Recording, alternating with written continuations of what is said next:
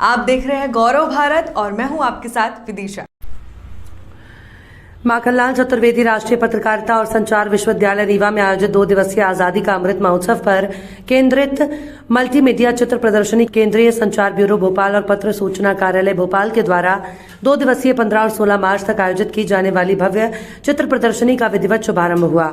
प्रदर्शनी का शुभारंभ मुख्य अतिथि के रूप में उपस्थित कुलपति माखनलाल चतुर्वेदी राष्ट्रीय पत्रकारिता और संचार विश्वविद्यालय भोपाल प्रोफेसर के.जी. सुरेश के द्वारा फीता काटकर किया गया।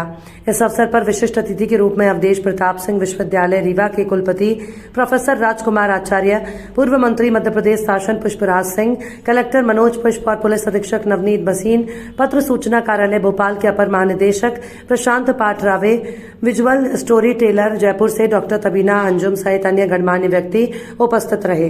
इसी कड़ी में दूसरे सत्र में भारतीय स्वतंत्रता संग्राम और पत्रकारिता राष्ट्रीय संगोष्ठी का भी आयोजन किया गया, जिसमें कार्यक्रम के आरंभ में अतिथियों द्वारा माखनलाल चतुर्वेदी और मां सरस्वती के चित्र पर माल्यार्पण, दीप प्रज्वलन और छात्राओं द्वारा सरस्वती वंदना के बाद कार्यक्रम के अतिथियों के स्वागत किया गया। पत्र सूचना कार्यालय भोपाल के एडीजी प्रशांत पाटरावे द्वारा कार्यक्रम की रूपरेखा रखी गई।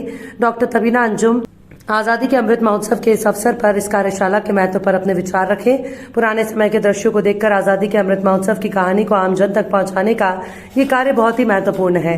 पूर्व मंत्री पुष्पराज सिंह ने आजादी के अमृत महोत्सव पर लगी प्रदर्शनी के बारे में पूरे बारीकी से जानकारी दी। प्रोफेसर राजकुमार आचार्य द्वारा इस आजादी के अमृत महोत्सव के बारे में बताया गया कि आजादी के वीर सपूतों को डिजिटल तरह से बताना बहुत ही अच्छा प्रयास है। राष्ट्रों का इतिहास के बारे में आज के युवा को समझना होगा। ये प्रदर्शनी का उद्देश्य एक जागरूकता पैदा करना है, जैसे कि मेरे पूर्व वक्ताओं ने यहां बताया। हम आजादी के अमृत महोत्सव का अगर मुझसे अगर आप पूछेंगे तो मैं कहूंगा कि ऐसे कई अनसुने नाम जिनके बारे में हमने कभी इतिहास के पन्नों में अपने स्कूल पाठ्यक्रम में कहीं नहीं जाना, उन लोगों के बारे में हमें जानकारी मिली, एक जागरूकता पैदा हुई।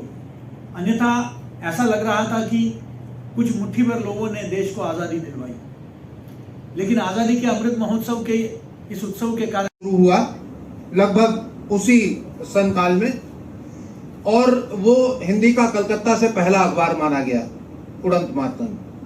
लेकिन महाराज काला काकर, या कहा जाए राजा काला काकर, अपने निजी खजाने से, अपने निजी कोष से इस अखबार को निकलवाते थे और उसमें स्वाधीनता की बात करते थे। वहां पर जो आंदोलन हो रहा था उनको राजकोष से धन भी दिया जाता था। मैंने उस अखबार की प्रिंट को देखा और उसके मशीन को देखा। उस समय सिंगल सिलिंड्रिकल मशीन चलती थी हमारे।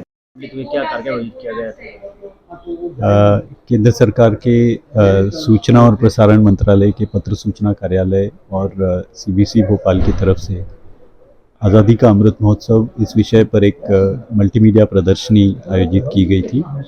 और ये 2 दिन की प्रदर्शनी आज सवेरे करीब 11:30 बजे इसका उद्घाटन हुआ। इसमें आज़ादी में जिन जिन लोगों ने अपना योगदान दिया, वो इसमें मध्य प्रदेश के स्वतंत्रता सेनानी भी हमने इंक्लूड किए हैं। तो इनके बारे में पूरी जानकारी है, जो मुझे लगता है कि यहाँ की जनता ने ज़्यादा से ज़्यादा मात्रा में इसका लाभ लेकर ये जानकारी हासिल करनी चाहिए। विद्यार्थियों के लिए भी ये बहुत उपयोगी है, ऐसा मेरा मानना है। इसके साथ साथ एक संगोष्ठी का भी आयोजन किया गया था कि स्वतंत्रता संग्राम में पत्रकारिता का क्या योगदान रहा है। और यह संगोष्ठी और ये एग्जीबिशन और फोटोग्राफी का ये वर्कशॉप जो है, वो दैनिक भास्कर के जबलपुर के सहयोग से और माखनलाल पत्रकारिता विश्वविद्यालय के साथ मिलके सीबीसी और पीआईबी भोपाल ने ये आयोजित की है। आगे सर और क्या कार्यक्रम है? और कार्यक्रम अभी तो वर्कशॉप है, वो फोटोग्राफी का वर्कशॉप है।